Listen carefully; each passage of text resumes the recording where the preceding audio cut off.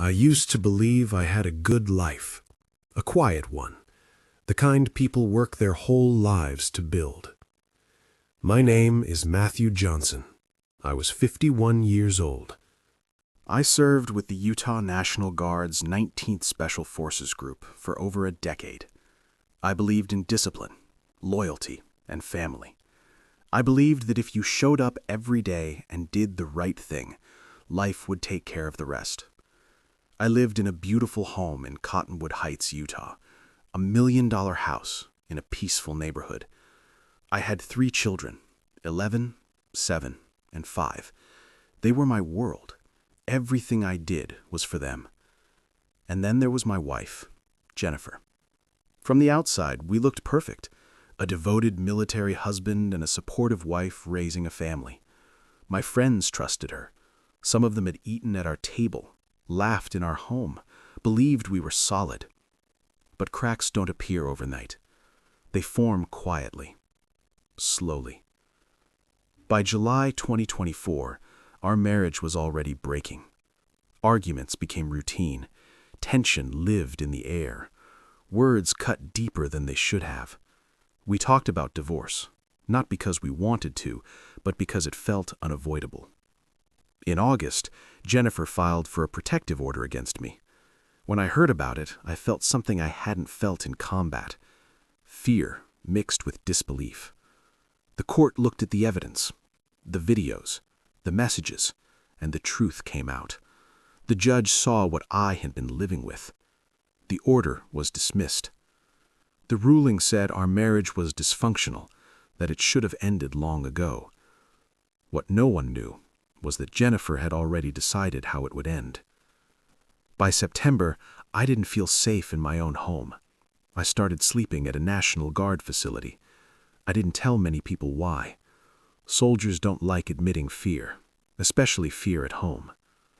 I confided in a close friend. I told him I was done, that it was time to move on, that divorce was inevitable. I didn't know I was already running out of time. What I didn't fully understand was that Jennifer wasn't just unhappy. She was living another life. She was having an affair. Not a mistake, not a moment of weakness, a full relationship. 2 days before my death, she showed her lover a loaded Glock 19X. At the time, it probably meant nothing to him. Military families have guns. But she was already planning. She made sure our children were staying with their parents. She cleared the house. She prepared. On September 20th, everything finally came into the open. I confronted her. I knew about the affair. I was angry, hurt, exhausted. Years of problems erupted at once. That night, I went to sleep believing tomorrow would come. It didn't.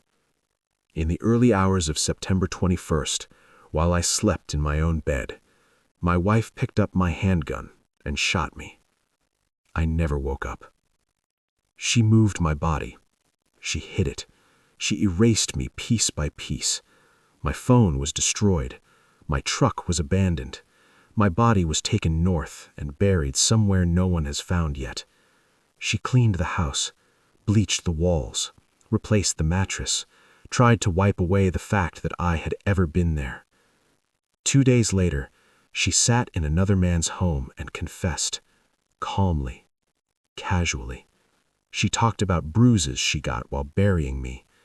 He was terrified, so terrified that he recorded their next call. At 11:47 p.m., that recording would seal her fate. She said I wasn't a person anymore, that I was just something to remove, that if she deserved it, she wouldn't be afraid to die either. She spoke about killing as if it were philosophy. 6 days later, she reported me missing. She told police I had left for a week and told her not to call. By then, my unit was already searching for me. What she didn't know was that her lover had saved everything: the texts, the recordings, the truth. When police searched our home, they found what she couldn't erase: blood beneath the bed, bleach everywhere, a brand new mattress ordered days after my death. GPS data tracing her movements to where my truck was left and farther north, where I still lie.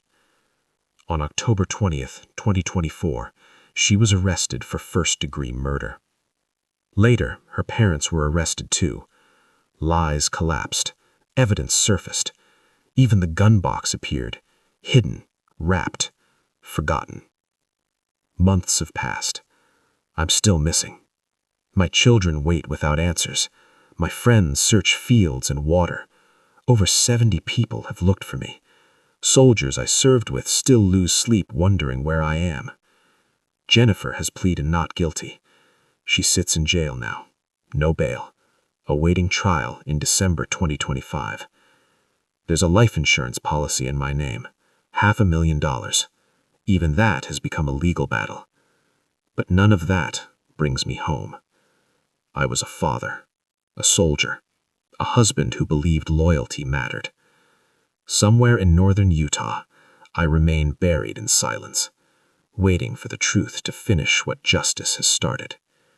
And all of this happened because one person chose desire over responsibility, secrecy over honesty, and murder over divorce.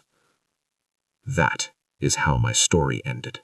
Please share this with someone you think going through this stage. It might go into work them as a warning.